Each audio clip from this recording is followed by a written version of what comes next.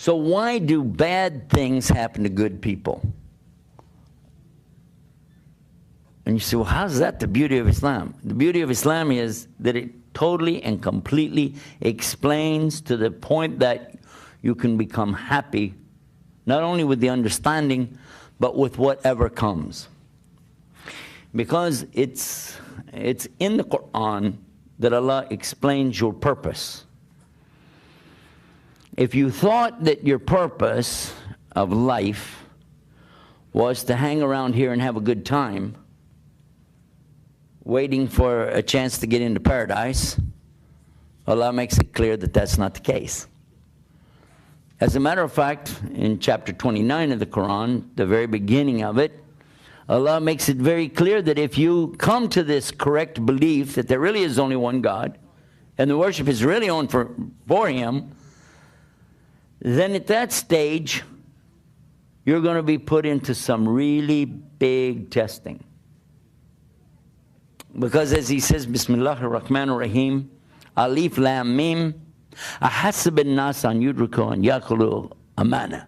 Do the human beings think they're going to be left alone just because they say, we believe?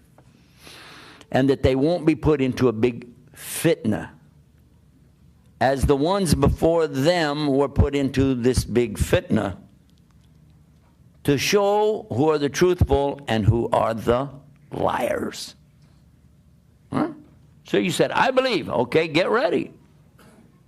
Because you now understand that it has to happen, because this is a way for you to know if you really do believe. I know it happened to me personally, exactly like that.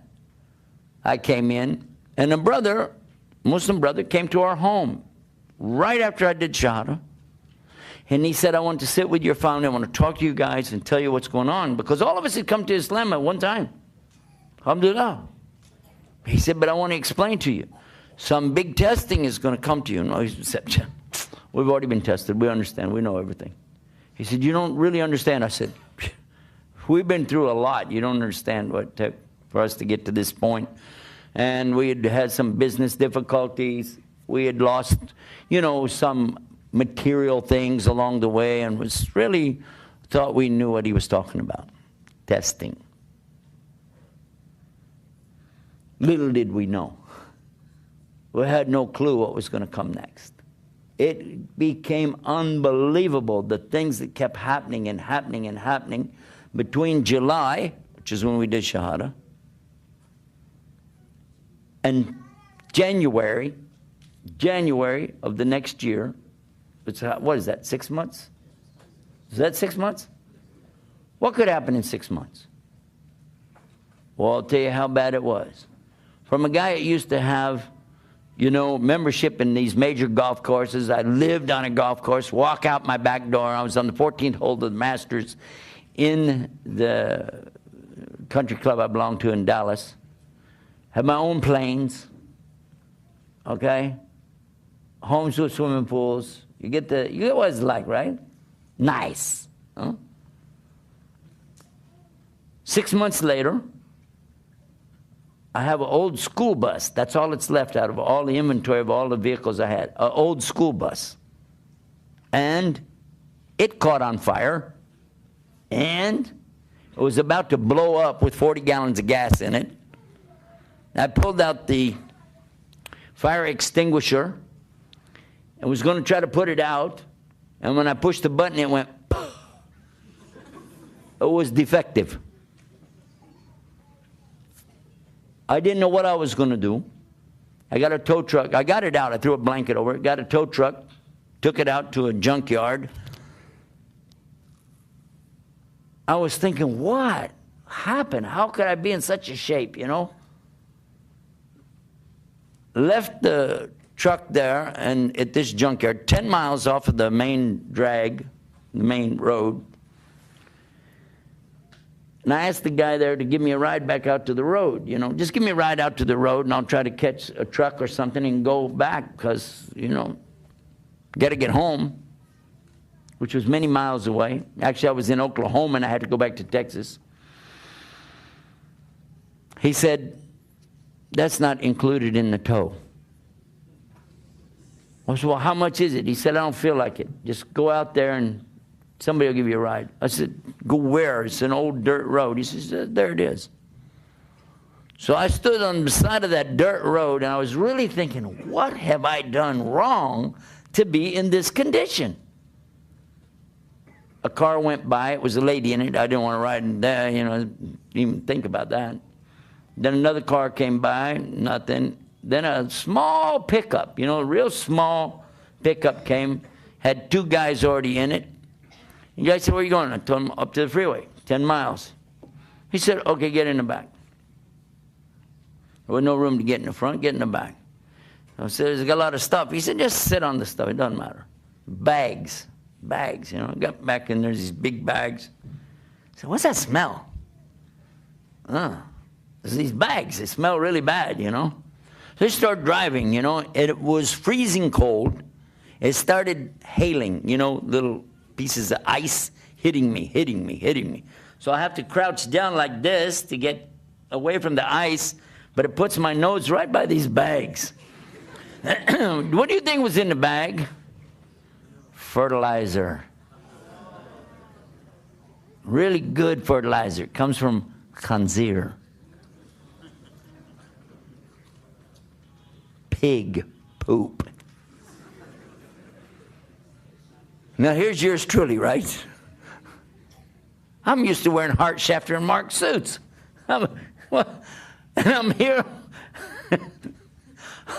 hugging a bag of, yeah, I'm thinking, what is this?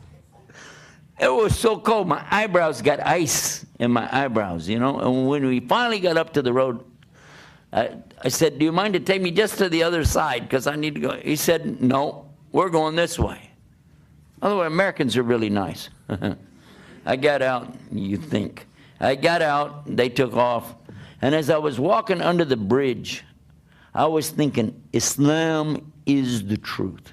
Islam is correct. I can't find any flaw in it. I really spent 6 months really looking hard at a lot of the subjects that Islam teaches. It's absolutely true. There's no doubt. So what is wrong? What is wrong with me? What did I do? I had everything before I come to Islam. I get nothing. What is that all about? Is God mad at me? Maybe that's just it. I found the right way, but he's mad at me. Alhamdulillah, that wasn't true. Because you and I know if Allah is mad at somebody, they got a serious problem, not compared to that. Well, subhanAllah, I said, well, that's wrong. I shouldn't think like that. I went up the embankment, up to the main part of the freeway, tried to catch a ride. A big truck's going by. Pew, pew. And it was getting cold again, and I was thinking, how? All of a sudden, a red car came over the top of the hill. Like Lamborghini, you know what's Lamborghini? A real cool sports car comes over the top and goes, I said, wow. Because, you know, back in the day, hey, that was yours truly. Here he goes over the hill, shoo, and he stopped, and he started backing up. Now I'm thinking, why is he back? Who is this guy? He's going to back up. He don't want to pick this. I look terrible. And this guy's going to back up. He's probably going to run over me. Probably, you know. Or maybe something we used to do when we were kids, you know, you back up to somebody and they come running, try to get done. You know, say, you tired of walking? Yeah, run a while. I didn't really think it was going to be anything good, but the guy got back up to me, rolled down the window, and he said, excuse me, can you help me? I said, what do you need? He said, do you mind to ride with me because something's happened to me. I can't keep my eyes open.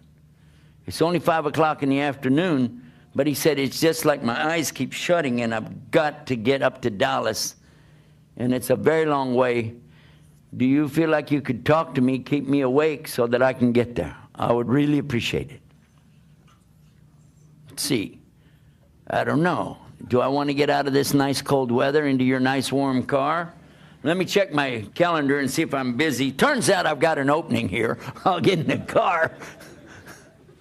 I got in the car, shut the door, and I'm still thinking, it's brand new, by the way. You can smell the new. You like that new leather smell? You got in there, I said,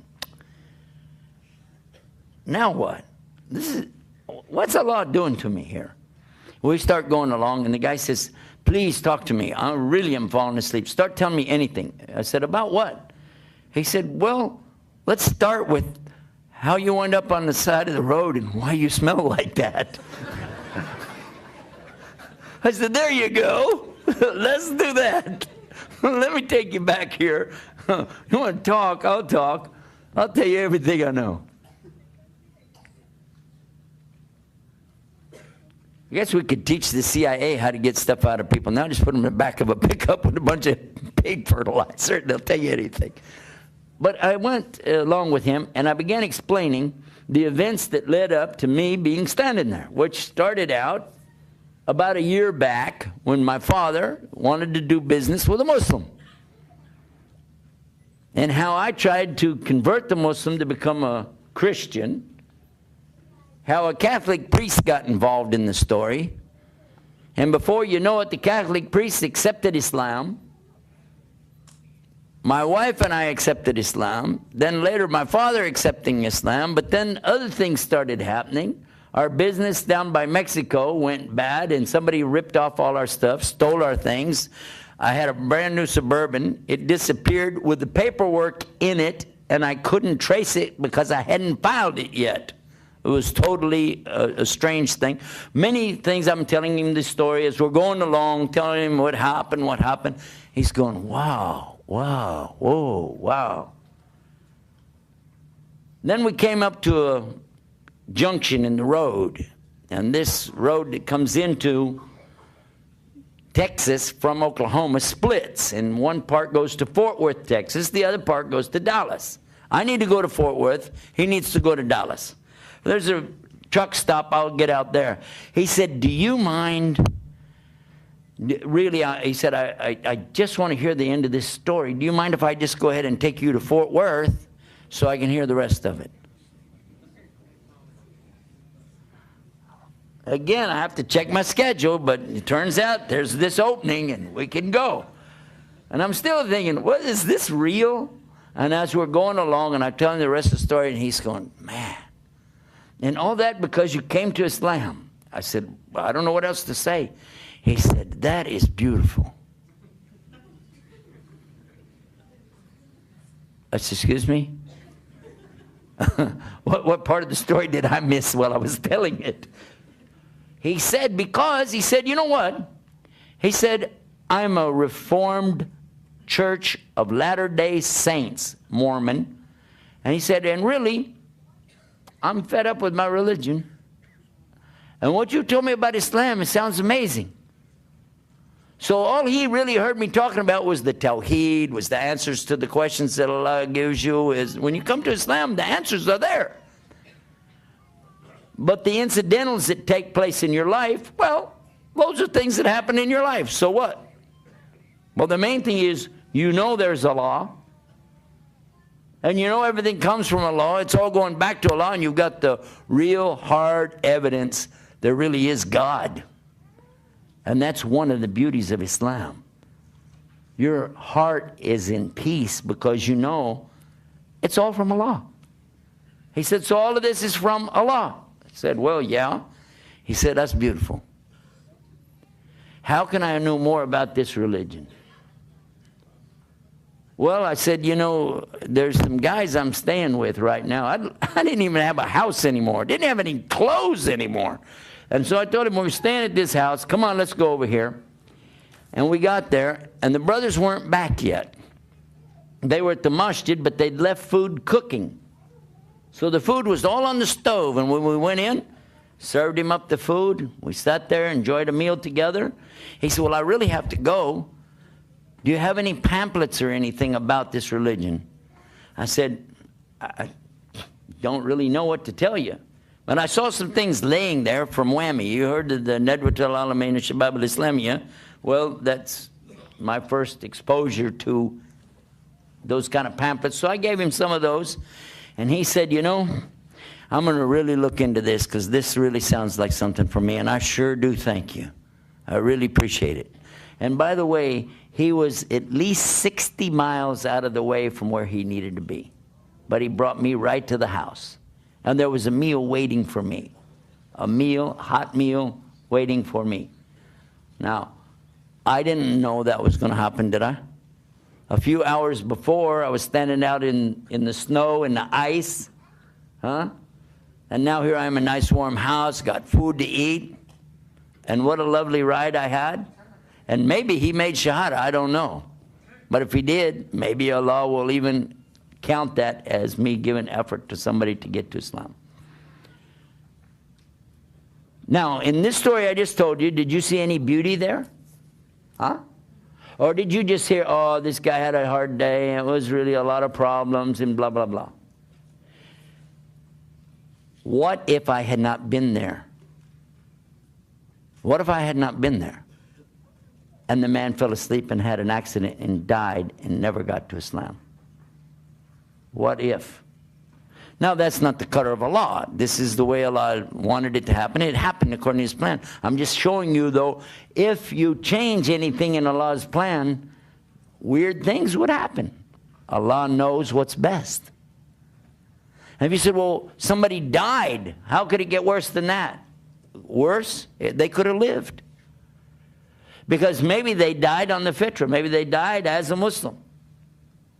Or maybe they died, and because of their death, other people will get to Islam. Or at least other people won't leave Islam. You don't know, and I don't know. It's up to Him. Isn't it? The non-believer is the one that has the problem. Muslims really don't have that problem. You get upset. You know, my dad died, and he did die. But you know what? Because I was Muslim, I understood it. And I cried, by the way. But it wasn't like the kind of crying that would have been when I was not Muslim. You know, oh, why my father? Oh, why this happened to me? No. It was crying like this. I was crying out of happiness that at least he became Muslim before he died. Crying out of happiness because I know, although I'll miss him for a while, we can be reunited in Jannah together. And crying also because I know that this is qadr of Allah, and all of us, we're going to come to this sometime. And by the way, the Prophet ﷺ, Prophet Muhammad, peace be upon him, when his son died and he was holding him, he cried. They said, even you are crying? And he said, all of us, we have our moment of this. We have feelings, we're humans.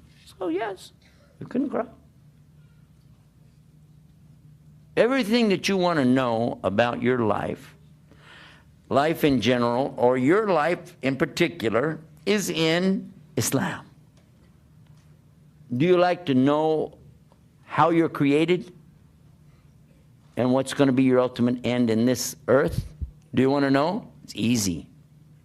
Allah said in the Quran, the very first words He told you, Bismillah. Bismillah ar-Rahman ar-Rahim. Iqra bismi rabbika alladhi khalaq. خَلَقَ الْإِنسَانَ مِنْ عَلَقٍ. Here Allah is saying, and these are the first words revealed, recite in the name of your Lord, the one who is the creator, created the human beings from an alaqa. An alaqa is what? Today, you can ask anybody that's in embryology, and they'll tell you, yeah, it's that little tiny thing that you can't even see with your eye, but it clings to the wall of the uterus inside of the mother, and it forms a blood clot, and it's shaped like that little worm-looking thing or leech that they have down in South America. And by the way, all three of those things are alaq, alaq, alaq. And Allah described it before people had microscopes, before people even knew that human beings didn't start out as little teeny people that just grew up big inside of their mother. And Allah described all the trimesters. Allah described all of the shapes, being in shape and out of shape, like a chewed lump. All of the things that Allah speaks about of you being created are in the Quran. And then your final outcome, where you'll be. He tells you everything along the way, but the ultimate is, Kullu nafsin da'iqatul maut. Every soul will taste death. Yeah? Wow. What do you want to know? Do you want to know about the creation of Allah? And He tells you about the universe. Do you want to know about the earth? And he talks about the earth. And the sun and the moon, it's all there. Where? In the Quran, the speech of Allah subhanahu wa ta'ala. How much proof do you need? What does it take for you to catch it? He's given you everything. There's the owner's manual, not only for the human being, but the entire universe. What do you want to know? What you need to know? It's there. It's there. But the most important thing of all is to know that you can communicate directly with Him, and you do not need an intercessor. You don't need to go through a human being or an animal or a piece of wood or a statue, but you can use your heart and communicate directly with Him anytime you want to. Isn't that a beauty of Islam? And the Prophet Muhammad, peace and blessings be upon him, he told us an amazing thing. Again, with this same thing, the same focus. Ajib. Amazing is the condition of the believer, because only good happens to them. When anything good comes their way, they make shukr, thank you to Allah. But any difficulty, any fitna, major calamity comes their way, they make sabr, which is to be persevering, steadfast, patient. And it's all good for them, he said. But only in the case of the believer. Only in the case of who? The believer. That's the beauty of Islam.